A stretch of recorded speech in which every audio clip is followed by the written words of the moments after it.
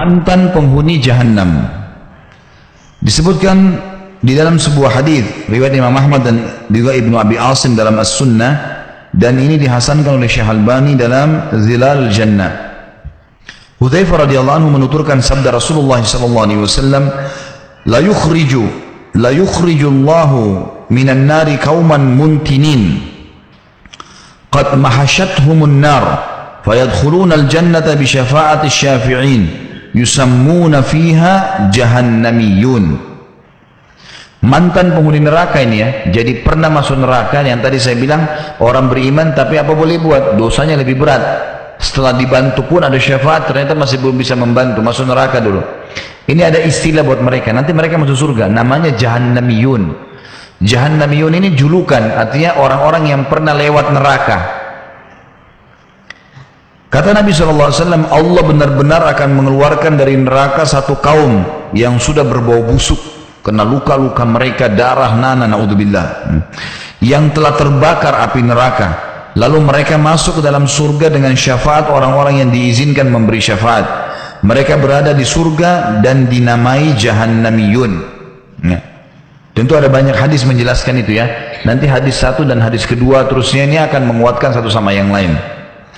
Kita bacakan hadis selanjutnya yang menguatkan hadis sebelumnya tadi, hadis riwayat Bukhari dan juga Imam Tirmidzi.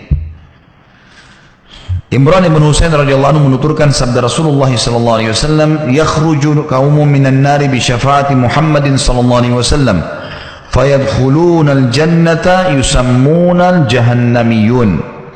Satu kaum akan keluar dari neraka dengan syafaat Muhammad sallallahu alaihi wasallam, lalu mereka masuk surga dan diberi nama dengan jahannamiyun. Cuma perlu digarisbawahi satu hal ya. Jadi ada syafaat yang akan didapatkan oleh seseorang di timbangan amal. Seperti yang saya jelaskan, mungkin ada saudaranya yang mati syahid, mungkin ada pertolongan dari temannya, mungkin dari Nabi SAW, ada syafaat diberikan. Itu bisa, misal amal solehnya, ada seseorang sudah lolos, punya amal soleh banyak, maka Allah izinkan dia memberikan syafaat sesuai dengan kadar amal solehnya. Misal dia punya 100 pahala lebih, maka nanti dia akan bisa memberikan syafaat sekadar itu saja. Jadi kalau ada kerabatnya misalnya butuh 1000 pahala untuk masuk surga, ada satu temannya bantu 100, ada satu temannya bantu 50, bantu, tapi tidak diambil dari pahala orang itu ya, cuman kadarnya saja, maka diberikan kepada dia. Nah, ada orang-orang subhanallah sudah dibantu-bantu pun masih belum lolos, masuk neraka dulu, masih ada dosanya. Nah, nanti kalau sudah masuk neraka dan penghuni surga sudah masuk ke dalam surga, Allah Azza wa Jalla akan mengizinkan syafaat yang lain. Ini khusus untuk dikeluarkan orang-orang yang sudah disiksa di neraka dulu, baik dosanya sudah bersih atau dosanya belum bersih semua, ada syafaat diberikan.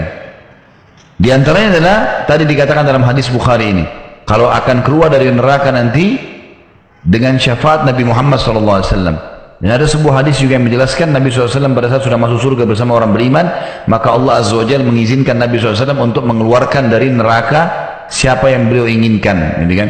Sama dengan orang-orang beriman, mereka nanti akan mengeluarkan juga orang-orang beriman yang lain yang mereka inginkan dari teman-teman mereka, dari kerabat mereka, tapi setelah mereka ini dibakar, dan Allahu alam berapa lama, karena mereka masuk neraka sementara orang lewatin sirat, gitu kan? Sebelum masuk surga, nanti kita akan pelajari ada namanya khantar, sebuah lapangan luas yang orang antri dulu, bukan antri, nunggu dulu di situ, dibersihin apapun yang sisa dari masalah hati mereka. Misal ada orang mukmin si A sama si B pernah punya masalah di dunia. Waktu timbangan amal tadi, mereka saling tuntut nih. Si A nuntut si B, ya. Si A mengatakan, ya Allah, si B ini pernah gibah saya. Diambillah pahalanya, si B dikasih kepada si A. Tapi ternyata setelah ditimbang amalnya si B, masih bisa lolos surga. Berarti dia sama A sama B kan sama-sama lolos nih. Nanti ketemu di kantor. Nah di sini Allah SWT akan bersihkan hati mereka. Jadi sudah tidak ada lagi saling melepaskan. Walaupun ini tadinya telah mengambil pahala dia. Atau mungkin suami istri pernah bertengkar di dunia, pernah cerai, itu diangkat semua rasa cemburu mereka. Nggak ada lagi. Orang masuk surga dengan hati yang bersih, dengan hati yang bersih. Nah, setelah itu baru masuk ke dalam surga. Setelah masuk surga baru ada syafaat. Ini Allahu alam durasi waktunya berapa lama. Jadi jangan sampai ada yang menganggap, oh berarti orang masuk surga, masuk neraka pun tetap akan keluar. Benar, tapi Allahu alam berapa lama disiksa. Dan siksaan neraka ini bukan main-main, sebagaimana sudah kita pelajari dari sebelumnya. Berat. Kita ambil korek gas, bakar jari kita, saya sudah sakitnya luar biasa. Gimana kalau api itu melekat, karena sifat api neraka melekat di tubuh sampai hangus. Setelah itu baru Allah SWT utuhkan lagi, melekat lagi, begitu terus, tidak ada berhenti, tidak ada mati. Kan berat ya. Maka jangan dianggap remeh. Cuman tetap rahmat Allah datang kepada orang-orang beriman yang bermaksiat, dinamakan usatul mu'minin ya, ahli maksiat dari orang-orang yang beriman. Kemudian dalam hadis yang lain, hadis ini cukup panjang, diriwayatkan oleh Imam Ahmad dan juga Ad-Darimi, dan disahihkan oleh Syekh Albani dalam Zilalul Jannah. Anas bin Malik radhiyallahu anhu mengatakan, aku mendengarkan Rasulullah SAW bersabda, aku adalah manusia pertama yang dibangkitkan dari bumi pada hari kiamat, dan itu bukan untuk berbangga-bangga. Ini bentuk kerendahan Nabi SAW, merendahkan diri. Beliau tawadhu, beliau merendahkan diri. Beliau mengatakan, akulah orang yang paling pertama dibangkitkan pada hari kiamat, dan itu bukan untuk berbangga-bangga. Aku diberikan puji-pujian, dan ini juga bukan untuk berbangga-bangga. Jadi yang dimaksud dengan puji-pujian, ada hadis panjang namanya hadis syafaat. Nanti manusia kepanasan di mahsyar, lalu mereka mendatangi nabi-nabi, semuanya nolak. Mereka berharap agar Allah Subhanahu wa taala datang dan menghakimi manusia ke surga atau ke neraka. Mereka belum tahu kalau neraka itu lebih berat sebenarnya. Maka pada saat itu mereka mendatangi Nabi SAW dan mereka mengatakan, hai Muhammad, kalau Nabi terakhir, dengan mula karena kerasulan dan kalian ditutup, maka mintalah kepada Allah agar diberikan atau datang menghakimi kami, memberikan syafaatnya. Maka Nabi SAW mengatakan, saya pun pergi ke bawah arsh, kemudian ya dibukakan dan saya sujud ya, dan dibukakan untuk saya puji-pujian yang belum pernah diberikan kepada orang lain, sampai terdengar suara mengatakan, hai Muhammad, angkat kepalamu, berikan syafaat, kau akan diterima syafaatmu. Tapi makna daripada hadis ini di sini tertulis, aku diberi puji-pujian, maksudnya itu puji-pujian waktu beliau sujud di singgasananya Allah untuk memberikan syafaat kepada manusia. Dan ini bukan juga untuk berbangga-bangga. Aku adalah sayyid atau penghulu manusia pada hari kiamat, dan ini bukan untuk membangga-banggakan atau dibangga-banggakan. Aku orang pertama yang masuk surga pada hari kiamat, dan ini bukan juga untuk dibangga-banggakan atau membangga-banggakan. Aku mendatangi pintu surga seraya memegang pegangannya. Maka mereka bertanya, para malaikat, siapakah ini? Aku menjawab, aku Muhammad. Mereka pun membukakan pintu untukku, lalu aku masuk, ternyata aku menjumpai Al-Jabbar di hadapanku, Allah Azza wa Jalla. Maka aku bersujud kepadanya. Dia mengatakan, angkat kepalamu wahai Muhammad, bicaralah, maka pembicaraanmu didengarkan, katakanlah, maka perkataanmu akan diterima. Mintalah syafaat, maka syafaatmu akan diperkenankan. Aku pun mengangkat kepalaku, lalu aku mengatakan, umatku, umatku wahai Rabb. Dia mengatakan, pergilah kepada umatmu.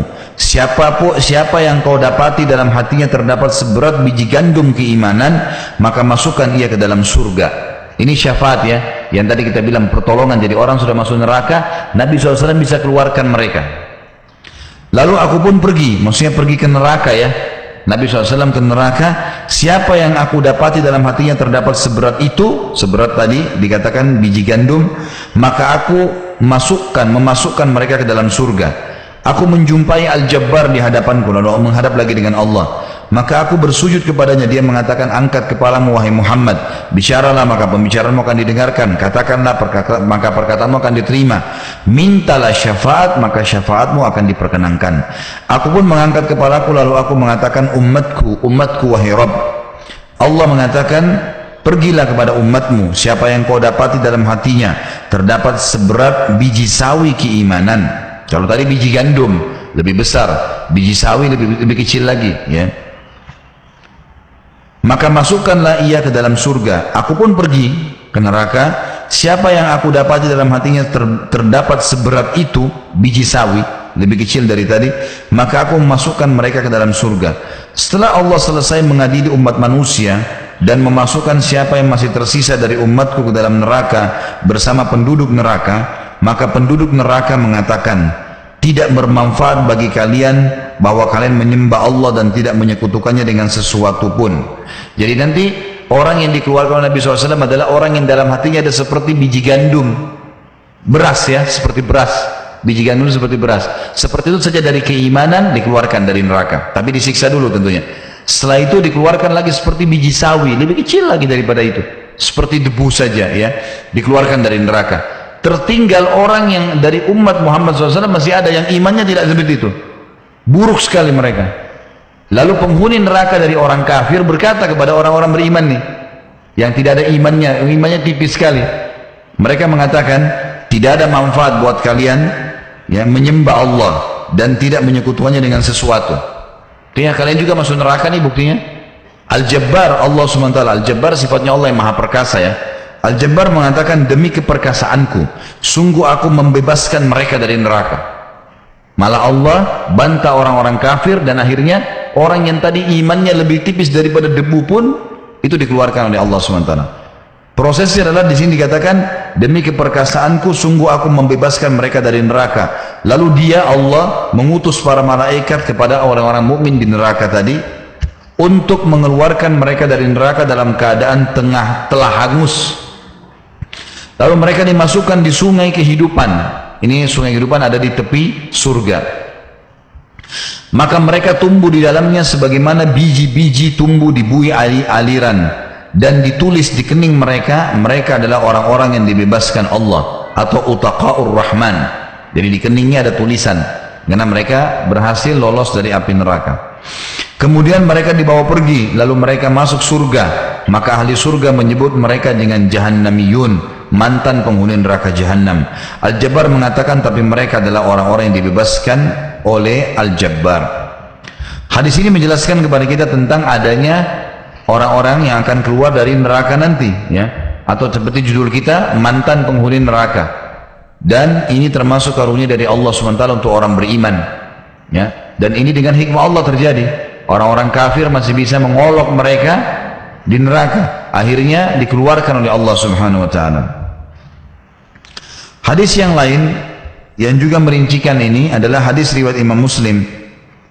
Zaid al-Faqir mengatakan, kami berlalu di Madinah, ternyata Jabir bin Abdullah menuturkan hadis Rasulullah SAW pada satu kaum dengan duduk bersandar pada tiang. Ternyata ia menyebutkan tentang jahannamiyun. Maka aku mengatakan kepadanya, wahai sahabat Rasulullah SAW, apakah yang anda ceritakan ini? Sedangkan Allah berfirman di dalam surah Al-Imran 192, A'udzu billahi minasyaitonir rajim.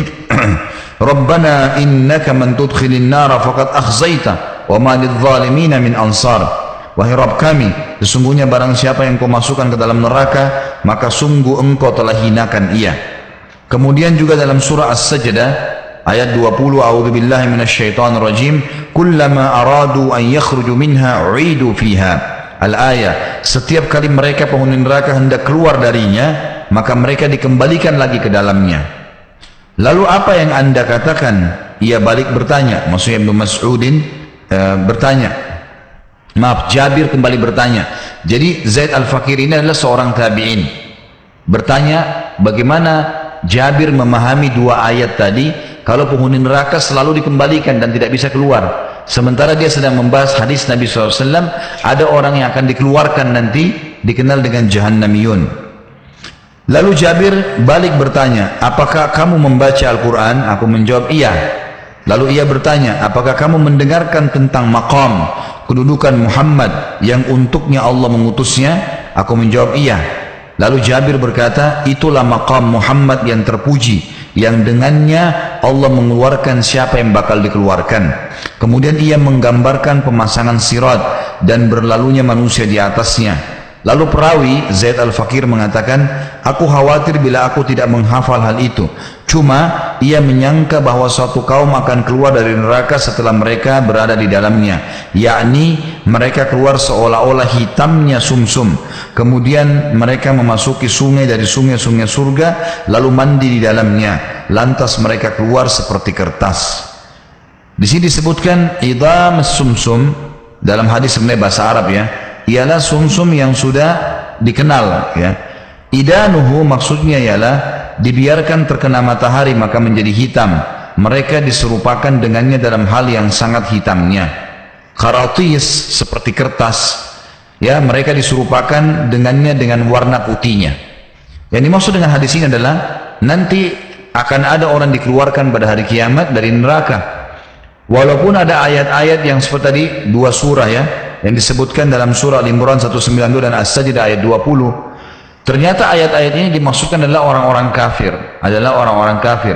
Setiap kali mereka mau keluar, mereka dimasukkan lagi kafir, musyrik dan munafik yang kekal di api neraka. Sementara orang beriman berbeda.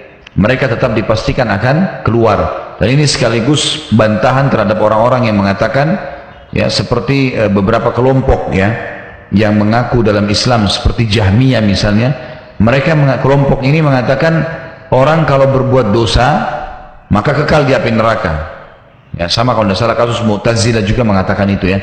Mereka mengatakan pelaku dosa besar kayak orang berzina misalnya, kalau orang berzina kemudian tidak sempat taubat itu kekal di api neraka. Ini terbantahkan dengan dalil-dalil kalau mereka akan keluar. Mereka akan keluar. Bahkan ada orang yang pantas masuk ke neraka tapi dikeluarkan oleh Allah Azza wa Jalla. Dikeluarkan setelah masuk neraka dengan syafaat dari Nabi Muhammad SAW. Dan ini masuk dalam wa ba'athu maqaman mahmudan allati wa'adta. Dalam doa kita yang kita baca kalau selesai azan ya. Ati Muhammadanil wasila. Wasila itu adalah istana di surga yang tertinggi yang diperebutkan oleh para nabi-nabi. Kata Nabi SAW, kalau kalian dengarkan muadzin, ucapkan seperti yang diucapkan, lalu bacalah salawat untukku. Setelah la ilaha illallah kita baca Allahumma salli ala Muhammadin wa ala ali Muhammadin. Doa salawat Ibrahim yang kita baca pada saat tahiyat ya. Kemudian mintalah wasilah untukku. Allahumma rabba hadhihi da'wati tamma was salatil qa'imah ati Muhammadanil wasilah. Ya Allah, berikanlah kepada Nabi Muhammad SAW al-wasilah. Wasilah adalah istana di surga yang tertinggi.